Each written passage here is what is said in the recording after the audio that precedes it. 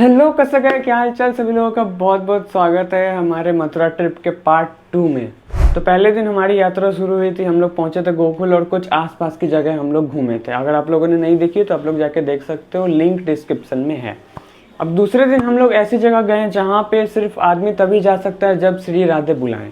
अब मेरी बातों से आप लोग समझ ही गए होंगे मैं किसकी बातें कर रहा हूँ। हम लोग जाने वाले हैं श्री राधे की नगरी बरसाने। जी हाँ, तो सुबह सुबह अपने टुक टुक पे सवार होकर हम लोग निकल गए बरसाने की तरफ। और गलती सिर्फ इतनी हुई कि जब हम लोग होटल से निकल रहे हैं तो निकलते समय हम लोगों ने श्री राधे का नाम नहीं लिया। अब इसको इत्तेफाक कहें या किस्मत, हमारा टेम्पो का टायर बीच रास्ते में पंचर हो। लेकिन हम लोग कैसे हैं ना कि किसी भी सिचुएशन में पैनिक नहीं करते हैं, बिल्कुल चिल रहते हैं। तो कुछ दूर आगे एक चाय की टपरी थी, वहाँ बैठ के मस्त सब लोगों ने चाय पिया। सुबह सुबह का टाइम था, चाय पी के मज़ा आ गया। नहीं देर में टेम्पो वाले भैया टायर ठीक करवा के ले आए।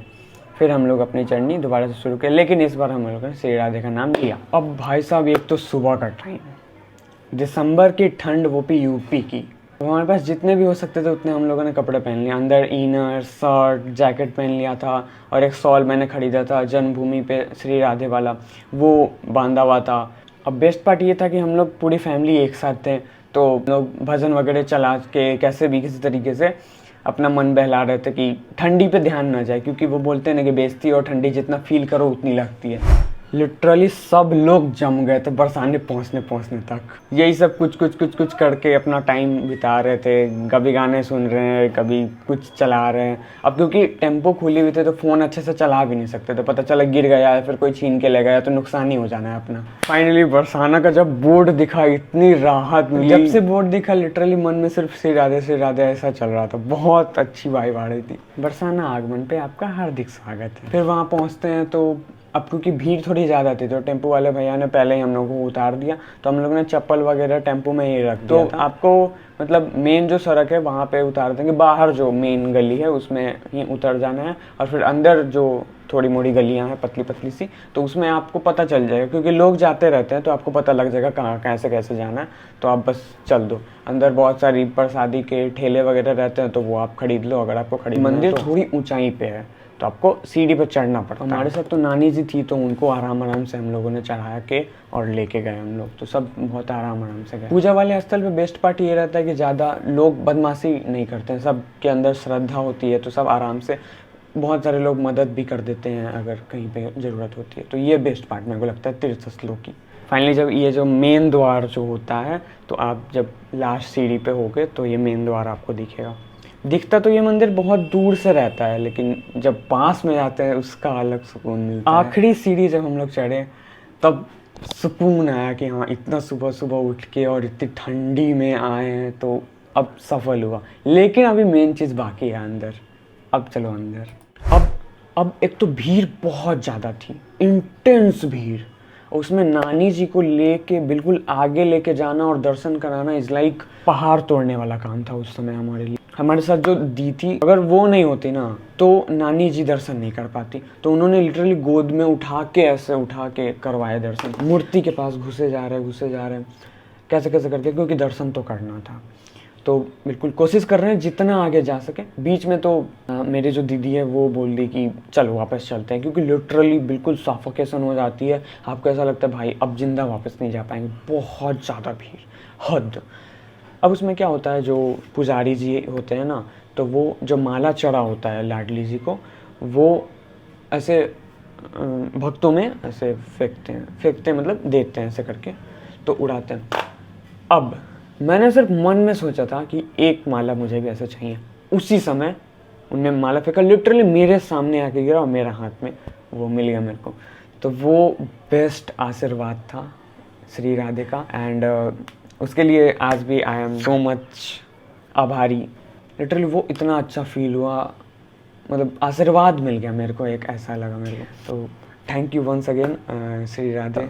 बट वर्स्ट पार्ट की वो जो माला था भींगा होता है, क्योंकि पानी वानी चढ़ा होता है तो वो भींगा होता है। वो मैं लेके आया लेकिन बहुत दिन वो पॉलीथीन में रह गया तो वो पूरा ख़राब हो गया, वो अलग बात है। तो लेकिन आशीर्वाद मिली। इसी बात पे बोलो राधा रानी की जय। देन फिर वहाँ से हम लोग निकले फटाफट से नंदगांव की तरफ, क्योंकि मंदिर का कुछ टाइमिंग होता है जो बंद होने वाली होती हैं, तो वो भैया ही बता रहे थे टेम्पो वाले कि इतनी देर में बंद हो जाएगी तो जलना होगा जल्दी से। ये रास्ते में कीर्ति मंदिर पड़ती है जो बंद हो चुकी थी। तो आप लोग बात कर लीजिएगा पहले से कि कौन कौन सी मंदिर है, कितने बजे बंद हो जाती है, तो उस हिसाब से प्लानिंग कर लीजिएगा और उतने देर में ही निकल जाइएगा वहाँ से। नहीं तो जैसे हम लोगों के कीर्ति मंदिर के अंदर दर्शन नहीं कर पाए वैसे आप लोगों के भी छूट। अगर एक ही दिन में सारी जगह घूमनी है तो अगर आपके पास बहुत ज़्यादा टाइम है तब तो कोई प्रॉब्लम ही नहीं है, आराम से घूमते रहो। एक मंदिर एक दिन में घूमो आपके पुनः आगमन के प्रतीक्षा में। देखो मन तो बहुत करता है कि यहीं पे रहें, रुकें, बहुत देर तक घूमें, लेकिन टाइम कॉन्स्टेंट्स। नंदगांव आगमन पर आपका हार्दिक स्वागत। अब यहाँ भी आपको ऊपर चढ़ना होता है, तो चढ़ाई काफ़ी ज़्यादा करनी पड़ी। हालांकि ठंडी का टाइम था तो कोई फ़र्क नहीं पड़ता है, जितना ज़्यादा चले उतना अच्छा है, गर्मी आती है शरीर में। एक ये भी अच्छा था कि धूप थी उस समय। चलो भाई, अब मेन मंदिर में हम लोग थे ही, बहुत ज़्यादा भीड़ हो गई थी और उसी समय पंखे में आग लग गए, लेकिन वो अपने आप बुझ गया। जय श्री कृष्ण। अब यहाँ का सिस्टम मेरे को थोड़ा सा अजीब लगा। लाइक कुछ लोग थे जिनको वो मंदिर के अंदर ले जा रहे थे, ले जाके दर्शन करवा रहे थे, और कुछ लोगों को बाहर से ही दर्शन करवा रहे थे। तो हम लोगों ने तो बाहर से ही करी, क्योंकि बरसाने में इतनी ज़्यादा भीड़ देख ली थी कि अब मन ही नहीं कर रहा था कि अंदर भीड़ में वापस घुसे। तो हम लोगों ने बाहर से निकल लिया, और वैसे भी वो पंडित जी बोल रहे थे कि बाहर से दर्शन करके निकल जाइए। पता नहीं क्या सीन था, जो भी था ठीक। रंगीली महल ये भी अगेन बंद हो गया था। सो दिन भाई हम लोगों को बहुत जोर की लग गई थी भूख। तो रास्ते में एक ढाबा था हाईवे के बगल में, मस्त। हम लोग थोड़ी देर इंतज़ार करना पड़ा, वो लोगों ने गरम गरम बना के दिया भाई, एक नंबर मज़ा आया। पहली बार हाईवे के बगल में ऐसे बैठ के नाश्ता कर रहे थे हम लोग, मतलब खाना ही खा रहे थे। फिर वहाँ से हम लोग चल दिए गोवर्धन पर्वत की तरफ। और वहाँ पहुँचने में हम लोगों को हो गई रात। ये द्वार है, उसके अंदर आप जाओगे तो ऐसे एक मंदिर है। मंदिर में जो नदी होती है, नदी से पानी आता है पवित्र, उसमें आप पैर धो सकते हो। बहुत लोग नहा भी रहे थे, लेकिन हम लोगों ने सीधे छिड़काव कर लिया पानी का, पैर वैर धो लिया।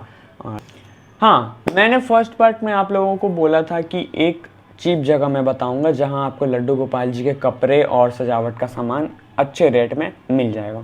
तो नंदगांव मंदिर से जब आप निकलते हो तो निकलने के रास्ता जो है, जो गली है, तो उसमें आपको बहुत सारी दुकानें मिलेगी। तो वहाँ पे आपको बहुत अच्छे रेट में अच्छी चीज़ें मिल जाएंगी, तो वहाँ आप अपनी शॉपिंग कर सकते हो अच्छे से, अगर आप नंदगांव जाने वाले हो तो।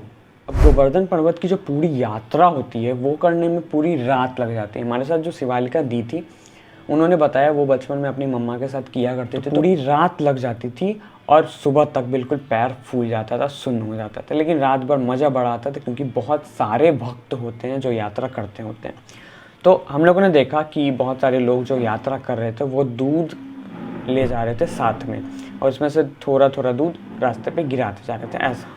अब इसके पीछे क्या मान्यता है आई डोंट नो। अब हमारे साथ गई थी नानी जी, जिनका फ़र्ज़ बनता है पूरे परिवार के लिए शॉपिंग करने का। तो वो लगभग सब दुकानों पे रुक के कुछ न कुछ खरीद रहे थे, जिसमें हम हो गए थे बहुत ज़्यादा। अब वो जो मेन द्वार था उसके ठीक सामने आपको जूते चप्पल रखने की जगह मिल जाती है, तो वहाँ पर रख सकते हो।